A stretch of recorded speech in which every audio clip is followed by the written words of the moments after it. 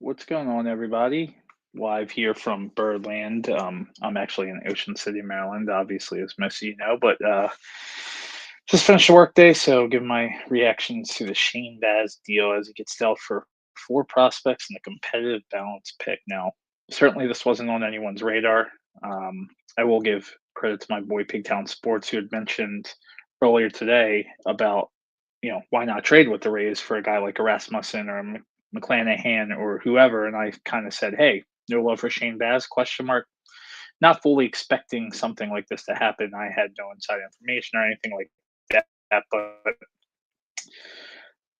I'm kind of both ways on the deal, right? I don't want to just come across and say, "Hey, I love every deal that the Orioles make," if I don't like it. But I think far too often we view prospects as, "Oh my God, how could you trade that prospect?"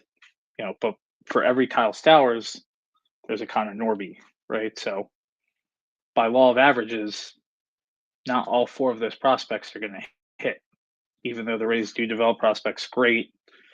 You know, who knows if Bodine or DeBrune or you know Ferret do anything. If they don't, this is an absolute steal for the Orioles. Just another thing, kind of in my opinion as well, too. It's like at the trade deadline, as I mentioned with my boy RDD, a while back on the podcast, everyone was complaining that what Elias did at the trade deadline was you're not setting up the team to win in 2026. Like, who cares about 28 and 29? And then we trade guys who won't be in the majors at best till 28, possibly 29, and people are kind of bent out of shape, right? I do think that you do need some organizational depth because I don't think you're re-signing Adley, nor should you. You might not re-sign Gunner. So you got to have some people in the pipeline, but I thought we've done a great job of rebuilding the pipeline of the team at the trade deadline and obviously drafting. And we know we're going to draft another position player, probably another catcher. You have Ike Irish, who, was your first round pick who could play catcher. You have a ton of room and you locked up Samuel Basayo. So what are you going to do? Bodine wasn't going to play over him. Basayo's younger than he is, right? So even if Bodine comes up, he'll still be the same age, I believe, or even older than Basayo. So just won't have the service time in there. I think it's a good deal. You know, Now certainly if Bodine ends up becoming a perennial All Star and Boz throws his arm out, and you know, we're playing a bunch of what ifs. And I saw a guy that I really, really respect. I love a lot of his stuff. Jim Riley give this grade an A+ to the Orioles and a wait and see, or sorry, an A+ for the Rays and then a wait and see for the Orioles. How can you give a deal? How can you give the team acquiring the prospects the A+, but the team that's given the somewhat proven major league talent a wait and see? You don't know if the prospects are going to be anything, and he did kind of talk himself, kind of, more around that. And just if you don't think Boz has more upside and potential and is going to be better than Grayson, then you haven't been watching him. He pitched to a five something ERA at home last year. They were playing in a minor league ballpark. On the road, he was about, I think, a 3.70 ERA. Well, he's not going to be pitching all of his starts and most of his starts in Tampa. He's going to be pitching in Camden Yards and maybe once or twice in Tampa. He's got experience in the AL East. He had 31 starts. He had more innings or more strikeouts than innings pitched last year. He's what we want Grayson to be, and we're getting him with 3 years of control. So if you think about the moves Elias has made, he traded Grayson Rodriguez, who may or may not pitch in 2026. I mean, he might, but you don't know what you're going to get out of him. So you're wasting another year.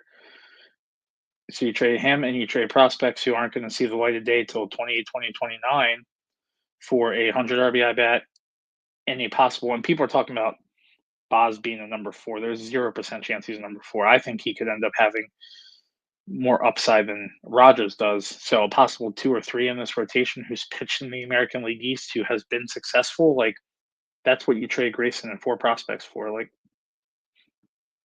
you wouldn't take that for 2026. Like, the window to win for this team is now, right? Like, it's easy to say, well, what about 28 and what about 29? Blah blah blah. So are we supposed to just mortgage 2026 for hopes that in 2028 a catcher that we drafted might be up and might be good? You don't know that. Again, I'm prefacing this with I don't think the Orioles are done yet. But I like the Baz deal, and I do know that we hear all the reports. Oh, they're going after Cabrera, they're going after Gore, possibly Peralta. These teams aren't just giving these players away. So, what do you think it would have taken to get a Gore or a Cabrera or certainly a Peralta if this is what it took? If this is an overpay for him, right? Now, maybe it wouldn't be an overpay for those guys, however you viewed it, but teams aren't just going to give players away. And I also think it shows the value that the Rays had in Baz, that's what it took to get him. Is the Orioles had to do this to entice the Rays to get rid of that guy. They weren't just going to give him away because they valued him. The Rays develop pitching, they do well. They're not just going to give away a guy for something. So that's what it took to get him. So they obviously valued him. If they didn't value him, they would have made a trade for far less.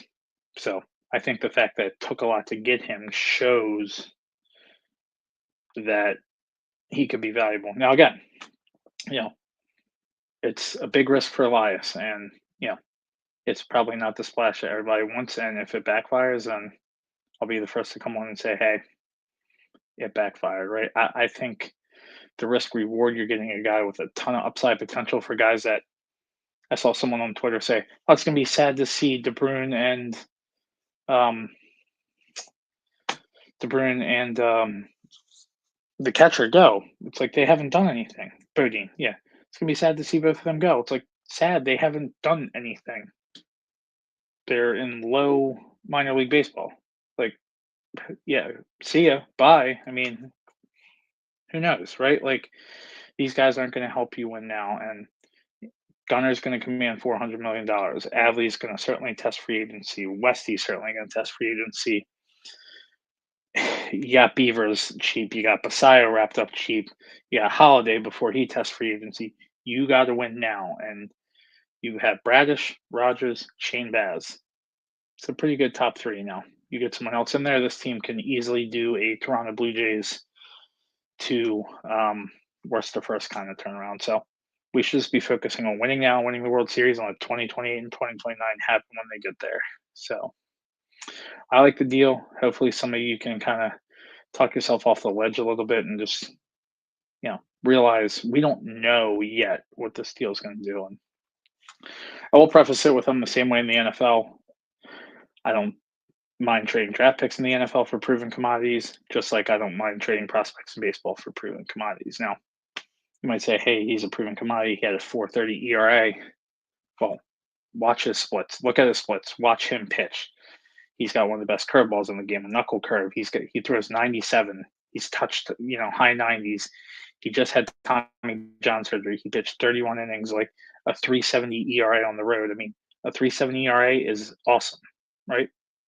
So, what else are you going to want? Like, you got to get something to give something, and I do think that they need to sign either Ranger or Framber. And you all know my thoughts on Framber.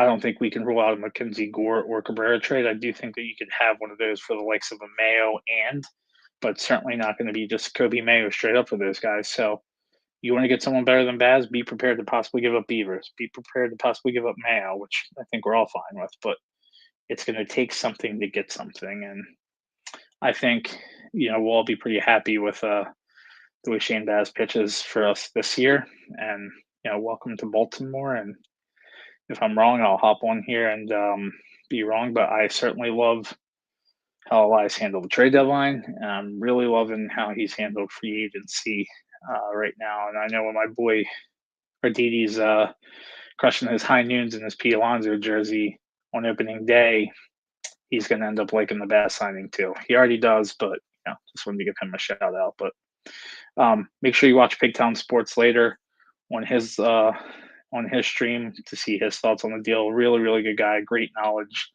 of the game. Great, inside information for the Orioles. And make sure you're following all the Orioles guys that have been on here with me. Appreciate you listening, and let's go O's. And it's an exciting time at Baltimore. And in case you forgot, Pete Alonso is a goddamn Baltimore Oriole. Have a good weekend, everybody.